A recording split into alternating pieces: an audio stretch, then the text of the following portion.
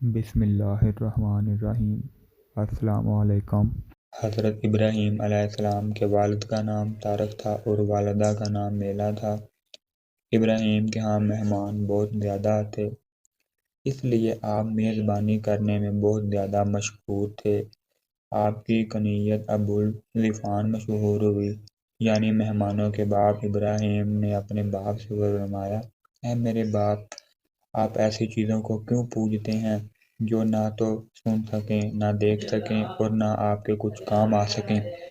مجھے ایسا علم ملا جو آپ کو نہیں ملا۔ آپ میرے ساتھ ہو جائیں، میں آپ کو سیدھی راہ پر چلا دوں گا۔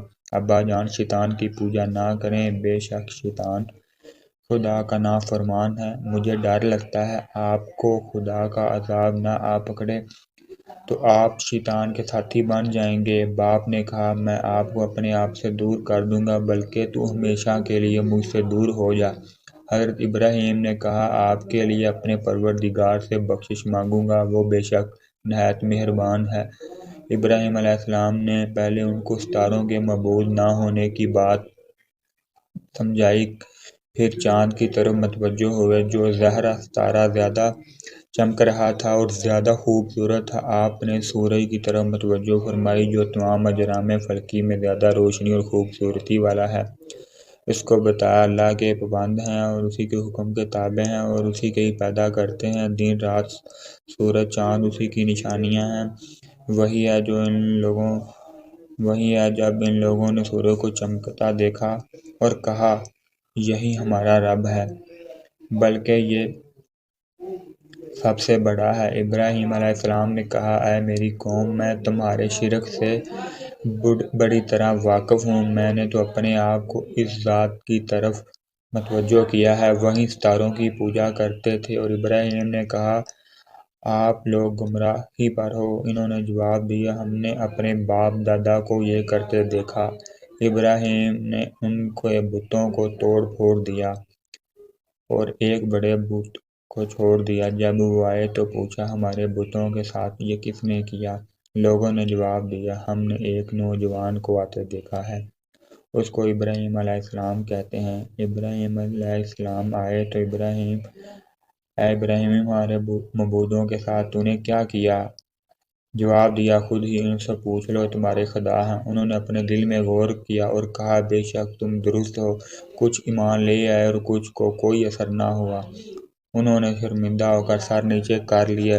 تم لوگ جانتے ہو یہ بولتے نہیں، پھر بھی ان کو پوجتے ہو۔ ابراہیم نے کہا، جب تم ان کو پکارتے ہو نہ تو وہ جواب دیتے ہیں۔ انہوں نے کہا، ہم نے اپنے باپ دادا کو اسی طرح کرتے دیکھا ہے۔ تمہارے باپ دادا اور تم صریح گمراہی پر تھے۔ آپ نے وقت کے بادشاہ نمرود کو بھی اسلام کی دعوت دی، جو پوری دنیا کا بادشاہ تھا، لیکن وہ بھی گمراہی پر ہی قائم رہا۔